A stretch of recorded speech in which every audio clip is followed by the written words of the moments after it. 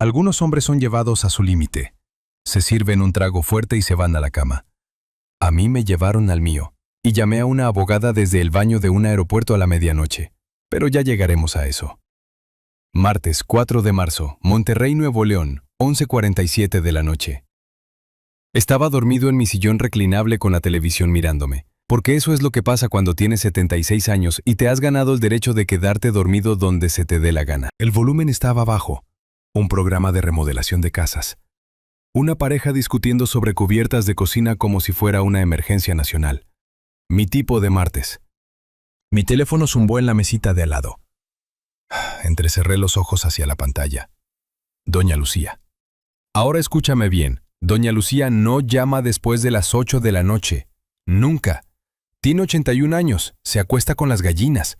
Y la última vez que me llamó después del anochecer fue cuando un mapache se metió en su basura y quería apoyo moral.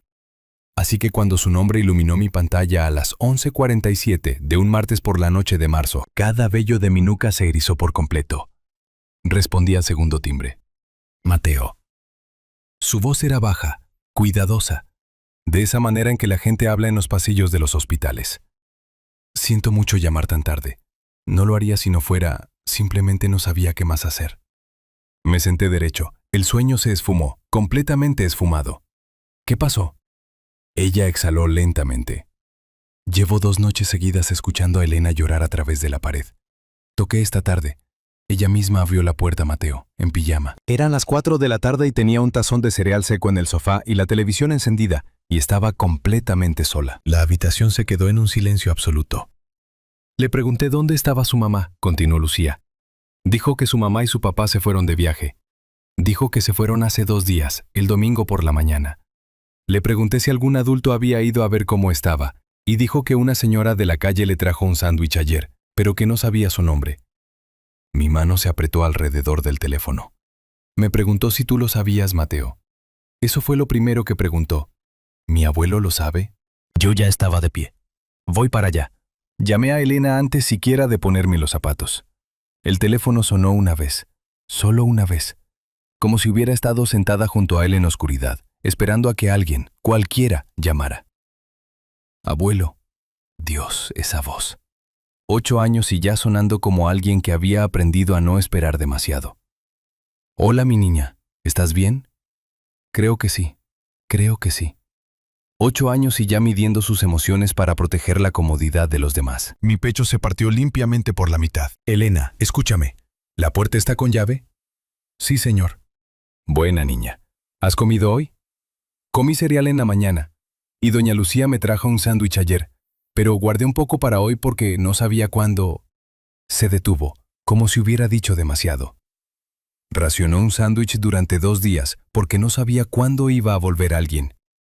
Agarré mis llaves. Empaca una mochila, mi amor. El abuelo va para allá ahora mismo. No vas a pasar ni una noche más sola. Silencio. Luego, tan bajito que casi no lo escucho.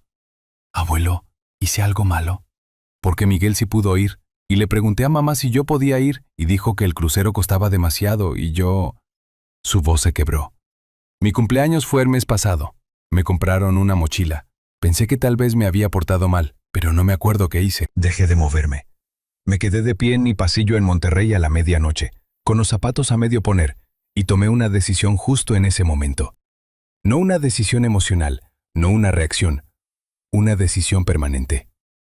Elena, tú no hiciste nada malo. ¿Me escuchas? Ni una sola cosa. Ahora empaca tu conejo y tu playera favorita y quítale el seguro a la puerta principal. El abuelo estará ahí en 4 minutos. Doña Lucía estaba sentada en los escalones del porche cuando mis faros iluminaron el callejón de los encinos. Elena estaba a su lado, envuelta en una cobija, con su pequeña maleta de rueditas a los pies y el conejo de peluche apretado bajo el brazo. Cuando mis faros la iluminaron, se puso de pie. Luego corrió. No dijo ni una palabra cuando llegó a mí, solo se agarró a mí y me abrazó fuerte. La levanté, con todos sus 20 y tantos kilos. La sostuve en la entrada de la casa de mi hijo y miré por encima de su hombro a doña Lucía, que se apretaba los dedos contra los labios tratando de no desmoronarse. Llamé a su celular, dijo Lucía en voz baja. Ayer por la mañana no hubo respuesta. Dejé un mensaje de voz, nada. Por supuesto que nada. Llevé a Elena a mi camioneta. Le abroché el cinturón yo mismo, le acomodé la cobija sobre las piernas. Antes de que cerrara la puerta, Lucía me tocó el brazo. Mateo, conozco a una abogada. Es buena, muy buena. Derecho familiar. Su nombre es Catalina Vargas. Tiene un despacho en el centro, en San Pedro. 22 años y nunca ha perdido un caso de custodia. Ni uno solo. La miré. Mándame su número. Ahora mismo, Lucía. Ella ya tenía el teléfono en la mano. Elena se quedó dormida antes de que llegáramos al final de la calle. Manejé de regreso hacia Valle Alto en silencio, el radio apagado, solo el sonido de la avenida, la calefacción encendida y la respiración lenta de Elena en el asiento de atrás. En la intersección de Calzada del Valle y Gómez Morín me tocó un semáforo en rojo. No lo hagas, Mateo. Lo hice. Abrí el Instagram de Héctor y ahí estaba, publicado a las 8:34 de esa misma noche. Héctor, Raquel y Miguel, parados en la cubierta de un crucero en algún lugar frente a la costa de Florida. La luz dorada del atardecer bañándolo todo, como si el mismísimo Dios hubiera aceptado ser su fotógrafo. Raquel con un vestido blanco de verano. Miguel sosteniendo una piña colada sin alcohol con su sombrillita. Héctor, mi hijo, mi sangre. El niño al que entrené en las ligas pequeñas de béisbol, al que llevé a la universidad y por el que lloré el día de su boda. Héctor tenía el brazo alrededor de su esposa y sonreía como un hombre sin una sola cosa pesándole en la conciencia. Leyenda. Tiempo en familia. Tan agradecido por estos dos. Estos dos, no tres. Dos. El semáforo se puso en verde. No me moví. El carro de atrás me pitó. Seguí sin moverme. Solo me quedé ahí sentado en esa intersección mirando fijamente esas palabras. Estos dos. El carro de atrás volvió a pitar, más largo esta vez, realmente molesto. Sí, yo también, compadre. Yo también. Llegué con Elena a la casa. La acomodé en el cuarto de visitas con su conejo, una cobija extra y un vaso de agua en el buró. Me senté en el borde de la cama hasta que su respiración se volvió lenta y pareja. Luego fui a la mesa de la cocina. Abrí mi computadora portátil. Preparé una jarra de café que no necesitaba y empecé a escribir todo. Cada fecha, cada detalle, cada palabra que Elena dijo textualmente. El relato de Lucía, la publicación de Instagram, las horas exactas, el mensaje de voz que Héctor nunca respondió. Esto no era enojo, esto era evidencia. A las 2:11 de la mañana, mi teléfono zumbó. Lucía había enviado la tarjeta de contacto. Catalina Vargas, Vargas y Asociados, Derecho Familiar, Avenida San Pedro, Monterrey, 22 años de experiencia. Lo guardé de inmediato. Luego abrí una nueva pestaña en el navegador y empecé a buscar vuelos a Miami. Porque esto es lo que pasa cuando eres un abuelo en Monterrey que acaba de recoger a su nieta de 8 años de una casa vacía en el Callejón de los Encinos, donde había estado racionando un sándwich y comiendo cereal seco sola durante 2 días. No te enojas, te organizas. Si llevas un rato escuchando, haznos un pequeño favor. Suscríbete. Mucha gente escucha sin hacerlo nunca, pero a ti no te cuesta nada y para nosotros significa el mundo entero. Dale al botón de me gusta de paso y déjanos tus pensamientos en los comentarios después de escuchar. Te va a encantar estar aquí. Para las 3 de la mañana, tenía reservados 2 boletos de ida y vuelta a Miami, una suite confirmada en el resort de Key Biscayne y una solicitud de cita para las 9 de la mañana enviada al correo de la oficina de Catalina Vargas que decía simplemente: mi nombre es Mateo Garza. Mi nieta fue dejada sola en casa durante 2 días mientras sus padres tomaban un crucero con su hijo biológico. Necesito conocer todas las opciones legales disponibles para mí. Estaré en su oficina en el momento en que regrese a Monterrey, Mateo. Luego llamé a Héctor. 3:17 de la mañana. Sabía que no iba a contestar. No quería que contestara. Quería que se despertara a la mañana siguiente, se diera la vuelta en el camarote de su crucero, alcanzara su teléfono y encontrara un mensaje de voz de su padre esperándolo como un sobre cargado de pólvora. Sonó el tono. ¿Qué tal, mijo? Mi voz sonaba tranquila, cálida, incluso casi alegre. Solo quería avisarte que tengo a Elena. Nos vamos a dar una vueltecita nosotros también. Espero que el crucero sea todo lo que querías que fuera. Hice una pausa el tiempo justo. Hablaremos cuando regreses. Colgué, caminé por el pasillo. Fui a ver a Elena una vez más. Estaba hecha bolita con su conejo junto a la cara. Por fin relajada, sin tensión en su pequeña frente, sin miedo alrededor de sus ojos. Se veía como lo que era, una niña, solo una niña. Regresé a la cocina y me senté en la quietud de mi casa en Valle Alto, Monterrey. Me tomé ese café innecesario y pensé en cómo iban a ser las próximas 2 semanas para mi hijo, Héctor Garza.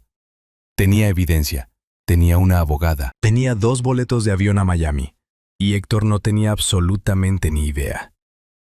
Casi sentí lástima por él. Casi. Dicen que la mejor venganza es vivir bien. Yo digo que la mejor venganza es vivir bien, mientras tu abogada construye en silencio un caso que hará que a tu enemigo le tiemblen las rodillas. Pero ya llegaremos a eso. Miércoles 5 de marzo, Monterrey, 6:14 de la mañana. Iba por mi segunda taza de café cuando Elena entró a la cocina en calcetines, con el pelo alborotado, el conejo bajo el brazo, pareciendo un pequeño búho confundido. Se detuvo en la puerta de la cocina y me miró. «Abuelo, ¿por qué ya estás vestido?» «Porque tenemos que alcanzar un vuelo, mi Catarina». Parpadeó. ¿Un vuelo? A Miami, Florida, tú y yo. Salimos en 3 horas. El búho volvió a parpadear y luego, lentamente, con cuidado, como si tuviera miedo de desearlo demasiado, las comisuras de su boca empezaron a moverse. ¿Hablas en serio? ¿Tengo cara de ser un hombre que bromea sobre ir a la playa? Me miró durante un segundo completo. Luego gritó y salió corriendo por el pasillo para arreglarse. Y yo me quedé sentado en la mesa de mi cocina en Valle Alto, Monterrey, y sonreí en mi taza de café por primera vez en 12 horas. Ese sonido, ese único sonido justo ahí, para eso era todo esto. Jueves 6 de marzo, Resort de Key Biscayne, Miami, Florida. 10:22 de la mañana. Quiero que entiendan algo sobre este resort. Soy un hombre de 76 años de Monterrey que maneja una Ford F-150 y considera que el Sanborns es un restaurante de alta cocina. Yo no hago cosas de lujo. No hago botones, ni servicio de cortesía nocturna, ni menús que no traen los precios. Pero de todos modos, reservé la suite frente al mar. Y cuando ese botones abrió la puerta de nuestra habitación y los ventanales de piso a techo revelaron todo el océano Atlántico brillando con la luz de la mañana, como si Dios mismo le acabara de pasar un trapo con limpiavidrios, decidí que el servicio de cortesía no estaba tan mal después de todo. Elena entró detrás de mí. Se quedó completamente quieta, con ambas manos a los costados, el conejo colgando de su puño izquierdo. Se quedó ahí 10 segundos enteros, solo mirando. «Abuelo». Su voz apenas superaba un susurro. «¿Somos ricos?»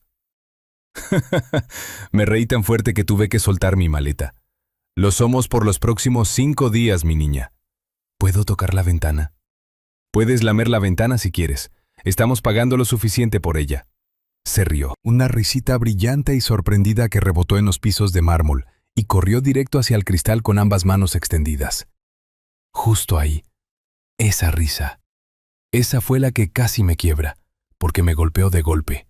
No había escuchado ese sonido en meses, tal vez más, y ni siquiera me había dado cuenta de que se había ido hasta que regresó. Los siguientes 4 días fueron algo que llevaré conmigo hasta que me metan bajo tierra. Día 1. El parque acuático del resort. Elena se aventó por el tobogán principal 11 veces. 11. Las conté. Para la 7ª vez, el salvavidas adolescente de arriba le estaba chocando el puño. Para la 11ª vez, tenía a toda una porra de desconocidos abajo echándole porras, como si estuviera compitiendo por algo. Y en cierta forma lo estaba. Día 2. Paseo a caballo por la playa al amanecer. El guía, un hombre callado llamado Ramiro, subió a Elena a una yegua café muy mansa llamada Galleta y los llevó por la orilla mientras el cielo se pintaba de rosa y dorado sobre el agua. Elena iba sentada derechita en ese caballo como si hubiera nacido para ello. Se la pasaba mirando la arena, luego el océano, y luego volteaba a verme a mí, que caminaba a su lado con el teléfono afuera. «Abuelo, tómame una foto». Le tomé como 40. Subí una a Facebook. Elena sobre Galleta. El océano a sus espaldas. La sonrisa más grande que le había visto en esa carita en sabe Dios cuánto tiempo. Leyenda. Mi nieta en su primer caballo. Nunca se ha visto más en su elemento. Sabía que Héctor la vería. La subí de todos modos. Llámalo información. Llámalo un adelanto de los próximos estrenos. Llámalo un abuelo que ya se había cansado de quedarse callado. Día 3. La clase de cocina con Antonio. Ahora bien, Antonio Caruso era un chef de 58 años de Nápoles, Italia, que de alguna manera había terminado dirigiendo la cocina de un resort en Miami, Florida, y absolutamente nadie se estaba quejando. El hombre tenía unos antebrazos de cargador de puerto y un acento tan marcado que necesitaba subtítulos. Y le decía a todo el mundo, huéspedes, personal, gaviotas, «Amigo mío». Elena entró a esa cocina, y Antonio la miró y abrió los brazos de par en par como si fuera un familiar perdido hace mucho tiempo que llegaba del otro lado del océano. «Ah, mi estudiante más pequeña, ven hoy. Hacemos pasta desde cero. Sí, ¿lista para trabajar?» Elena me miró. Asentí. Volvió a mirar a Antonio y cuadró sus pequeños hombros como si estuviera a punto de entrar a una junta directiva. «Estoy lista». Lo que siguió fue la mayor cantidad de harina que he visto fuera de una panadería profesional. Estaba por todas partes.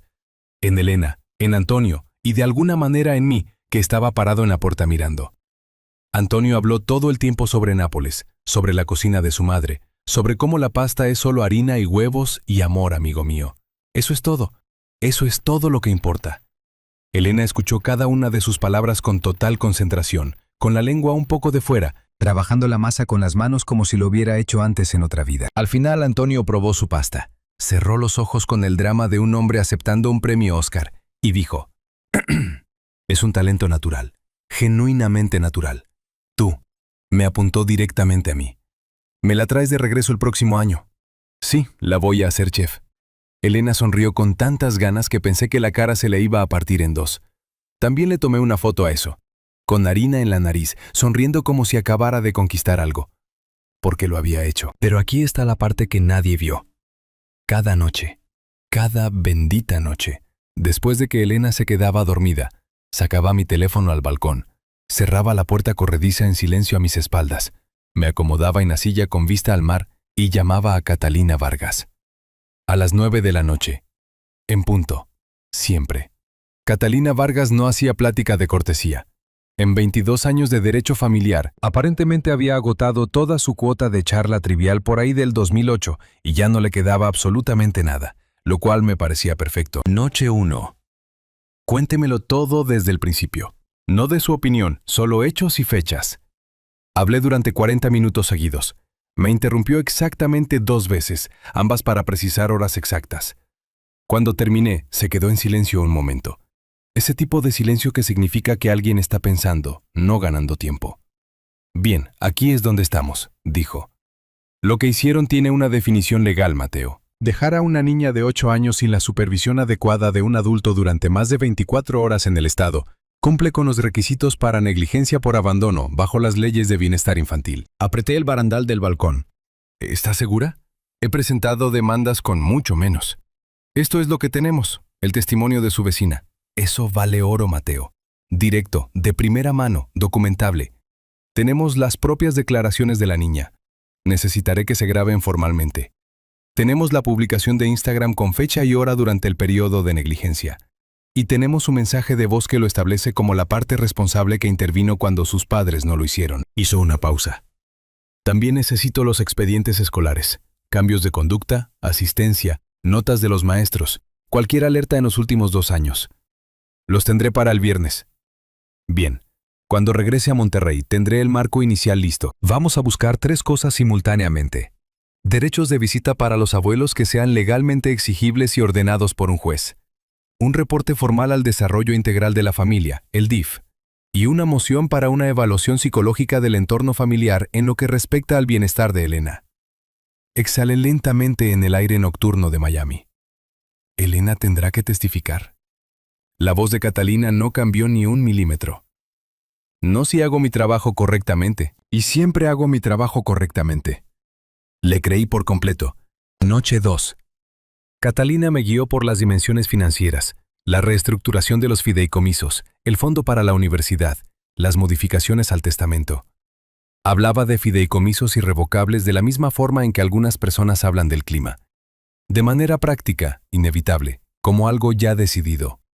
Una vez que se presente, no se puede deshacer, dijo. Ni por Héctor, ni por Raquel, ni por ningún abogado que contraten. ¿Estás segura? Nunca he estado más segura de nada en mi vida, Mateo. Entonces tendré los documentos redactados antes de que aterrice. Noche 3. Ahí fue cuando todo cambió de una manera para la que no estaba preparado. Estaba en el balcón dándole a Catalina los registros escolares que la maestra de Elena me había mandado por correo. 2 años de notas, Un declive de conducta documentado. Una alerta del psicólogo de la escuela hace 6 meses que Héctor y Raquel aparentemente habían recibido, reconocido y luego ignorado por completo. Cuando escuché la puerta corrediza detrás de mí. Elena, parada en la entrada en pijama, con el conejo colgando, entrecerrando los ojos con mirada soñolienta y suspicaz. Abuelo, ¿con quién estás hablando? Tapé el teléfono.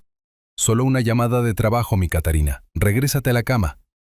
Es de noche. Una llamada de trabajo importante. Consideró esto con toda la gravedad de un juez federal revisando un caso complejo. Entonces, ¿me das agua? Hay una botella en el buró. ¿Me das del agua elegante del refri chiquito? Estoy en el teléfono con una abogada armando un caso legal contra tus padres, y tú estás aquí afuera negociando el agua del minibar a las 9 de la noche. Sí, una botella y luego a la cama. Desapareció sin más argumentos. Regresé con Catalina. Perdón por eso. Interrupción de una niña de 8 años. Lo escuché, dijo Catalina, y juraría hasta el día de mi muerte que detecté el rastro más tenue de calidez en algún lugar debajo de esa voz precisa y profesional. Suena como si estuviera considerablemente mejor. Realmente lo está, Catalina. Bien, aférrese a eso. El contraste entre su declive de conducta documentado en casa y su estado emocional actual bajo su cuidado. Esa distinción va a importar significativamente frente a un juez. Anoté eso palabra por palabra, pero fue para la noche 4 para la que genuinamente no estaba preparado. Estábamos en el restaurante principal del resort, manteles blancos, velas, el tipo de lugar donde te traen la canasta de pan antes de que te sientes bien.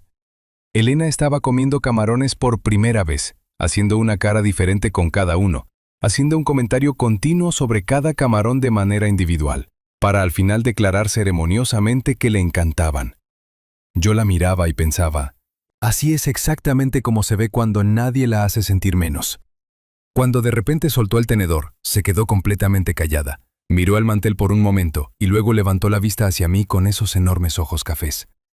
Abuelo, ¿soy adoptada porque hay algo malo en mí? El restaurante seguía moviéndose a nuestro alrededor, el tintineo de las copas en algún lugar a mis espaldas, una pareja riendo en el bar, un mesero recitando los especiales en la mesa de al lado.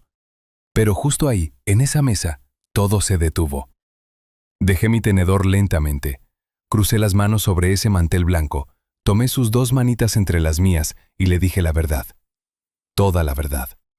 Cada parte de ella, adecuada para su edad, con cuidado, pero con total honestidad. Le expliqué lo que significa la adopción y lo que absolutamente no significa. Le dije que ser elegida no es un premio de consolación, es ganarse la lotería entera. Le dije que su madre biológica era joven y estaba asustada, y que lo que hizo fue un acto de amor, no un abandono.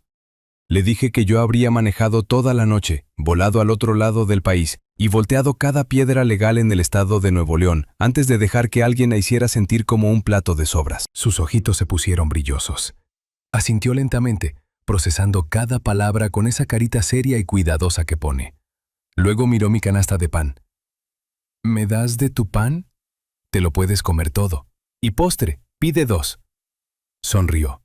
Pequeñito al principio, luego más grande. Luego la sonrisa de verdad, esa que empieza lento y luego sube hasta los ojos y ahí se queda. Me disculpé para ir al baño después del postre. Me paré frente al lavabo.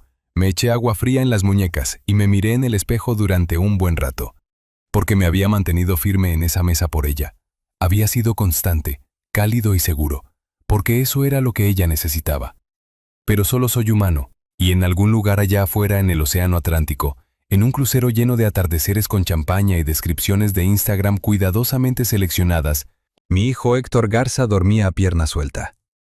Ese pensamiento en específico, fue el que me hizo secarme las manos, arreglarme el cuello de la camisa, salir de regreso a ese restaurante, sentarme frente a mi nieta y tomar una decisión que se había estado gestando desde el momento en que contesté la llamada de doña Lucía. Se acabó la espera, se acabó la paciencia, se acabó el darle a Héctor el beneficio de la duda.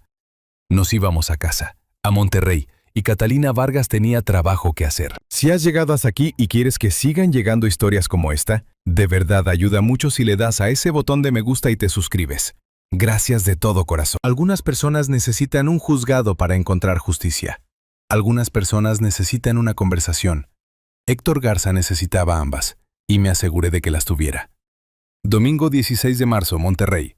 4:47 de la tarde. Elena se quedó dormida en el avión de regreso con la cabeza en mi hombro, su conejo de peluche en el regazo y una bolsa de pretzels a medio comer en la mano, como si hubiera hecho una pausa a mitad del antojo y se hubiera apagado por completo. La sobrecargo nos sonrió cuando pasó a recoger la basura. Levanté una mano. «No la despierte, por favor». Asintió y siguió su camino en silencio. Me quedé ahí sentado a 30,000 pies de altura con mi nieta dormida en mi hombro y pensé en lo que nos esperaba de regreso en Monterrey. No con pavor, sino con algo más parecido a una certeza silenciosa. El tipo de certeza que siente un hombre cuando sabe exactamente a lo que se va a enfrentar y ya se ha preparado para cada una de sus versiones. Héctor y Raquel habían aterrizado 2 días antes. Lo sabía porque Héctor finalmente, por fin, había respondido a mi mensaje de voz de las 3 de la mañana. No con una llamada, ni siquiera con una oración real. Solo 5 palabras por mensaje de texto, sin signos de puntuación, sin explicaciones. Tenemos que hablar. Llego el domingo. Lo leí 2 veces, luego se lo reenvié a Catalina Vargas con una sola línea adjunta. Lunes por la mañana, mi casa.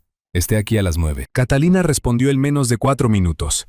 Ya despejé mi agenda, llevaré todo. Lunes 17 de marzo, Valle Alto, Monterrey. 8:59 de la mañana. Catalina Vargas llegó a mi puerta a las 8:59, un minuto antes que luego aprendería que era lo más tarde que llegaba a cualquier lugar.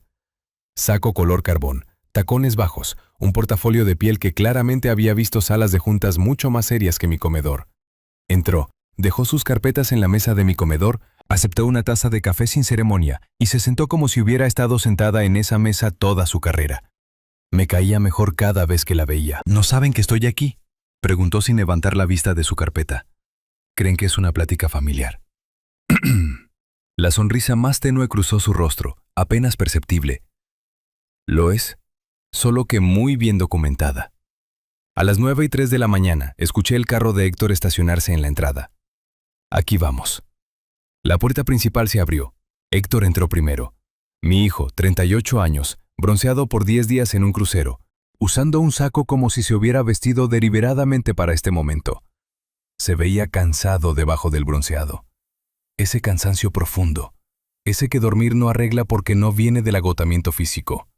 Viene de un lugar tan adentro que el descanso no lo alcanza. Raquel entró justo detrás de él, con la barbilla en alto, los hombros rectos, la mandíbula tensa. La mujer claramente se había pasado todo el camino construyendo su argumento, y llegaba con la armadura puesta y lista para disparar. Héctor abrió la boca para hablar. Luego vio a Catalina. Se detuvo en seco, a medio paso, como si le hubieran cortado la corriente. «Papá, ¿quién?» «Héctor, Raquel. Ella es Catalina Vargas», dije amablemente. «Abogada de Derecho Familiar. 22 años de experiencia, despacho en San Pedro. Por favor, siéntense, hay café». Los ojos de Raquel pasaron de Catalina a mí, a la carpeta abierta sobre la mesa y de vuelta a Catalina. Algo cambió detrás de sus ojos.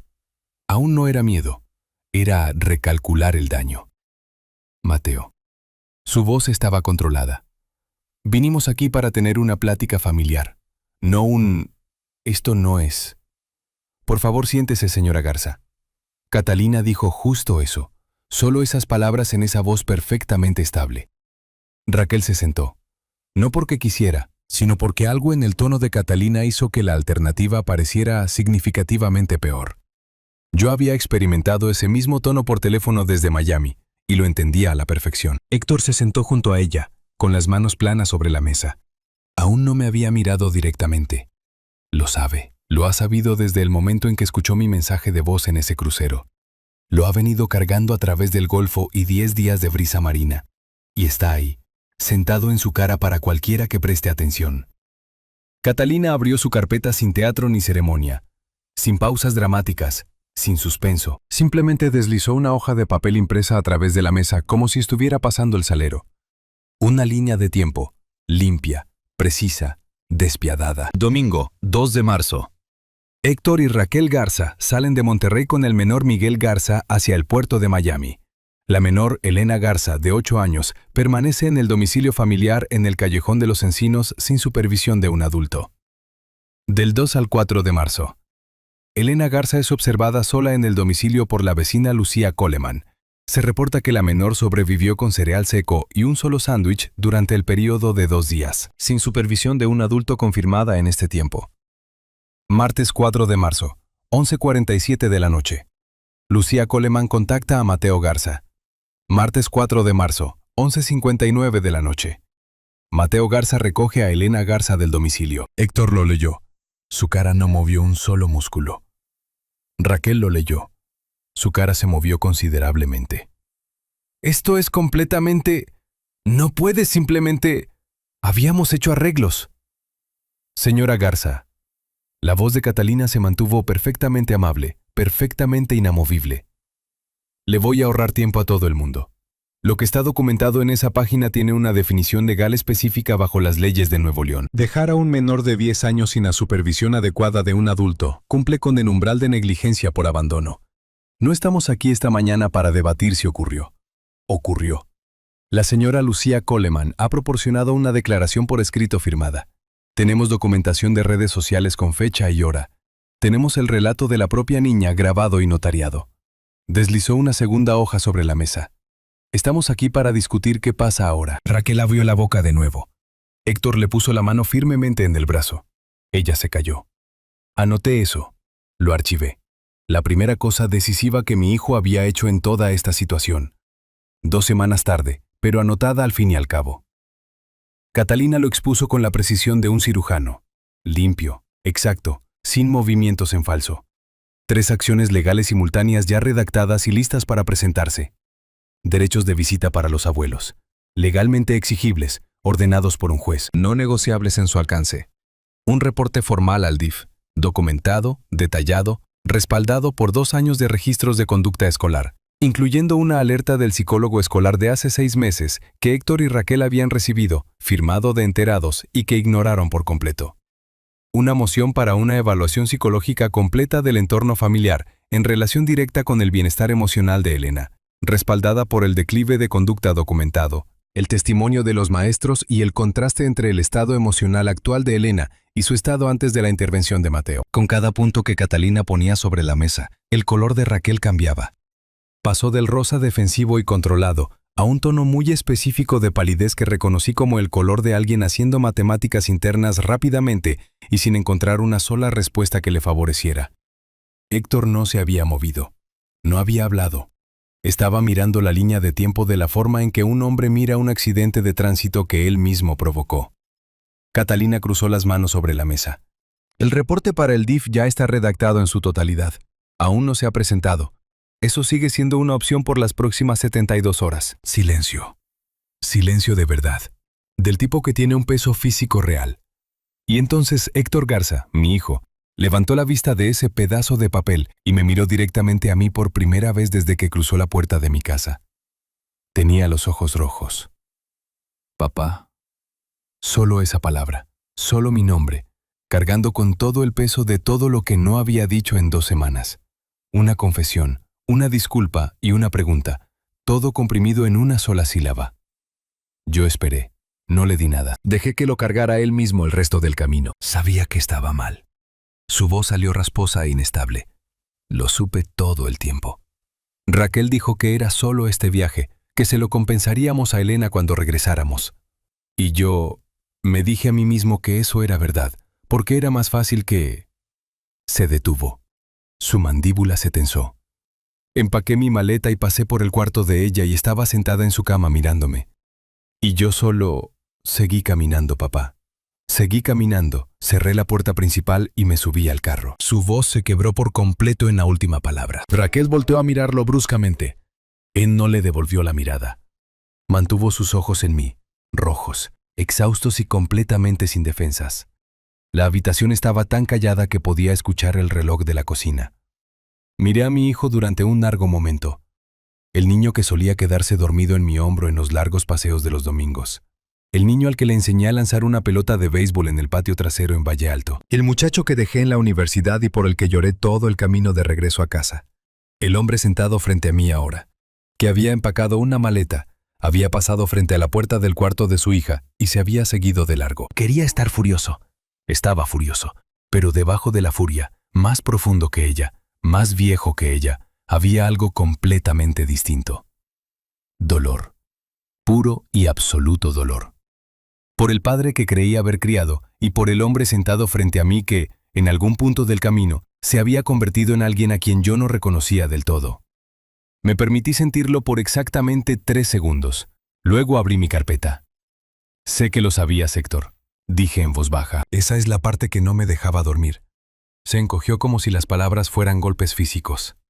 Bien, deslicé mi carpeta sobre la mesa. Héctor la tomó. Leyó la primera página con cuidado. La dejó sobre la mesa con ambas manos como si estuviera hecha de cristal. Raquel la agarró. La leyó más rápido. La soltó de golpe. Mi testamento actualizado, revisado, corregido y notariado formalmente por el despacho de Catalina la semana anterior, mientras Elena comía camarones y negociaba el agua del minibar en Miami.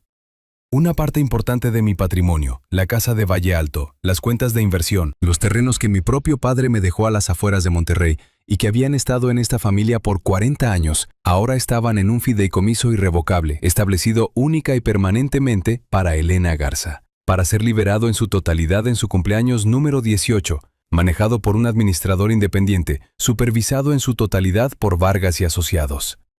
Irrevocable, lo que significa que ya está hecho, que es permanente, que está sellado, que ningún abogado que Héctor o Raquel contraten, por más caro o agresivo que sea, iba a poder tocarlo jamás.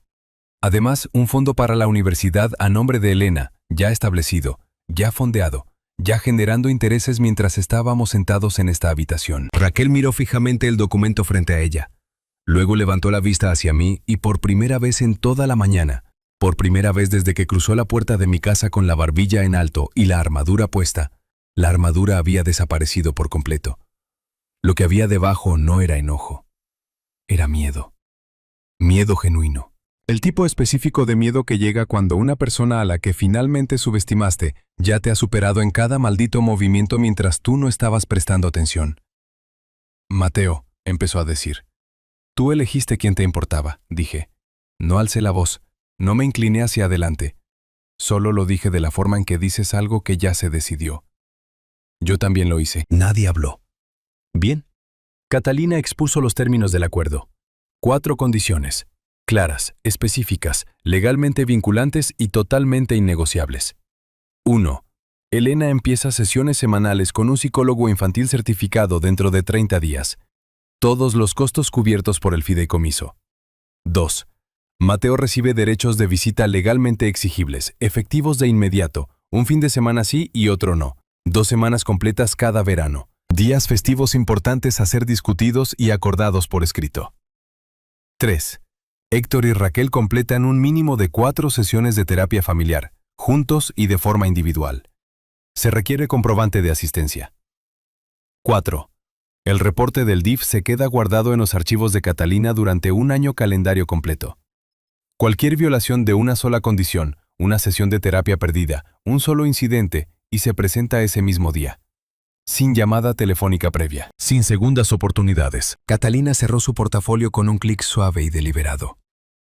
Estas no son sugerencias, dijo amablemente. Son términos. Raquel lo miró. Toda una conversación silenciosa ocurrió entre ellos en unos 4 segundos. Luego volvió a mirar la mesa y dio un solo y tenso asentimiento, como si le estuviera costando algo que no iba a recuperar. Así era. Bien. Firmaron a las 10:34 de la mañana. Héctor se levantó para irse y se detuvo en la puerta del comedor, de espaldas a mí, con una mano apoyada en el marco. Su voz se cortó un poco. ¿Elena está bien? Dejé que la pregunta flotara en el aire por un momento, lo suficiente para que se sintiera el peso. Lo estará, dije. No gracias a ti, pero lo estará. Asintió hacia el marco de la puerta, no se dio la vuelta y salió. Raquel lo siguió sin decir una palabra y sin voltear. La puerta principal hizo clic al cerrarse tras ellos. 6 meses después, septiembre, Monterrey.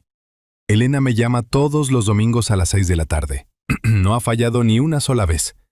El domingo pasado habló durante 47 minutos sin detenerse a respirar. Sobre la escuela, sobre su psicóloga, Evelyn, que ella describe como que siempre huele a panadería, lo cual es raro, pero la verdad le gusta mucho. sobre la pasta que le preparó a Héctor para su cumpleaños con la receta de Antonio, sobre cómo Miguel la dejó escoger la película el viernes por la noche y ella escogió algo que él visiblemente odiaba y se sintió un poquito mal, pero también sinceramente no tanto.